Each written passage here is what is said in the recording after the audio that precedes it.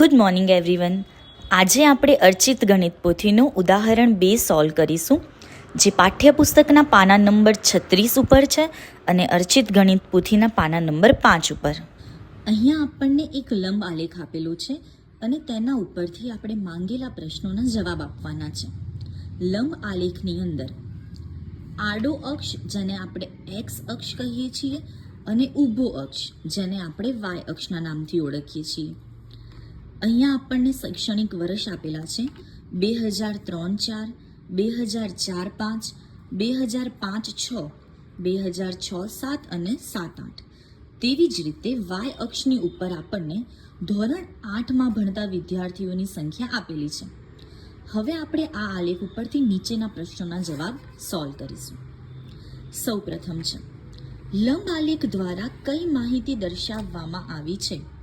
તો આપણને આગળ જણાવ્યું છે કે લંબ આલેખ દ્વારા અલગ અલગ વર્ષ આપેલા છે, તેમાં ધોરણ 8ના વિદ્યાર્થીઓની સંખ્યા બતાવી છે.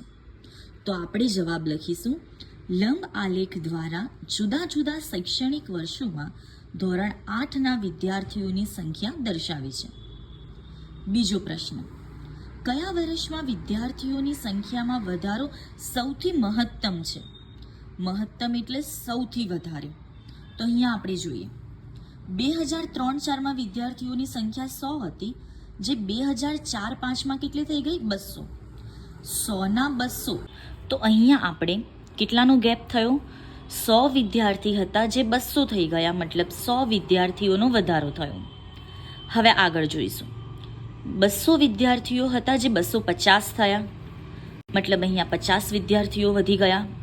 તેવી જ રીતે 250 વિદ્યાર્થીઓના 300 વિદ્યાર્થી થઈ ગયા, અહીંયા પણ 50 વિદ્યાર્થી વધી ગયા. 300 વિદ્યાર્થી હતા જે 350 થયા, મતલબ અહીંયા પણ 50 વિદ્યાર્થીઓનો વધારો થયો. તો અહીંયા આપણને જોઈને જ ખબર પડી જાય કે કયા વર્ષમાં સૌથી વધારે વધારો થયો છે. તો 2004-5માં જે 100 વિદ્યાર્થીઓનો વધારો હતો. તો આપણે અહીંયા જવાબ લખીશું કે કયા વર્ષમાં વિદ્યાર્થીઓની સંખ્યામાં વધારો સૌથી મહત્તમ છે? તો વર્ષ 2004-5માં વિદ્યાર્થીઓની સંખ્યામાં વધારો સૌથી મહત્તમ છે. પ્રશ્ન નંબર 3, કયા વર્ષમાં વિદ્યાર્થીઓની સંખ્યા સૌથી વધુ છે? તો હવે એના માટે આપણે સૌથી પહેલાં અહીંયા વિદ્યાર્થીઓની સંખ્યા લખીએ.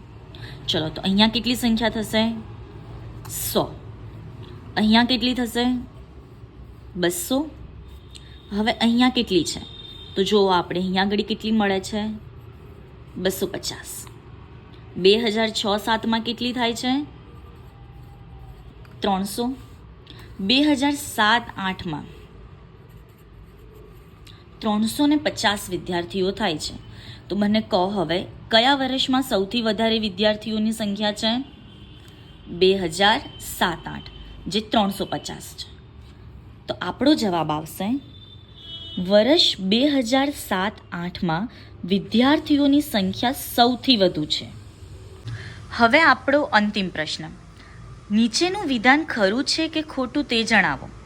હવે આપણે વિધાન વાંચીએ. સૌ પહેલાં, વર્ષ 2005-6માં વિદ્યાર્થીઓની સંખ્યા વર્ષ 2003-4 કરતાં બમણી છે. બમણી એટલે કે ડબલ. તો 2005-6માં શું 2003-4ના વર્ષ કરતાં ડબલ છે કે નહીં, એ આપણે અહીંયા આગળ ચેક કરીશું. તો એના માટે સૌ પ્રથમ 2003-4માં વિદ્યાર્થીઓની સંખ્યા કેટલી છે? 100. અને 2005માં કેટલી થઈ? 250. 100ના બમણા. તો 100ના બમણા કેટલા થાય? 200. પણ આ જે સંખ્યા છે એ તો 200 કરતાં કેવી છે? વધારે છે. એટલે આ બમણી નથી, પણ બમણા કરતાં વધારે. તો આ વિધાન ખોટું છે, કારણ કે વર્ષ 2005-6માં વિદ્યાર્થીઓની સંખ્યા વર્ષ 2003-4 કરતાં બમણાથી પણ વધારે છે. તો અહીંયા આ ચારેય પ્રશ્નોનો જવાબ આપણો અહીંયા આવી ગયો. આવતી વિડીયોમાં આપણે આના પછીનું ઉદાહરણ સોલ્વ કરીશું. Thank you.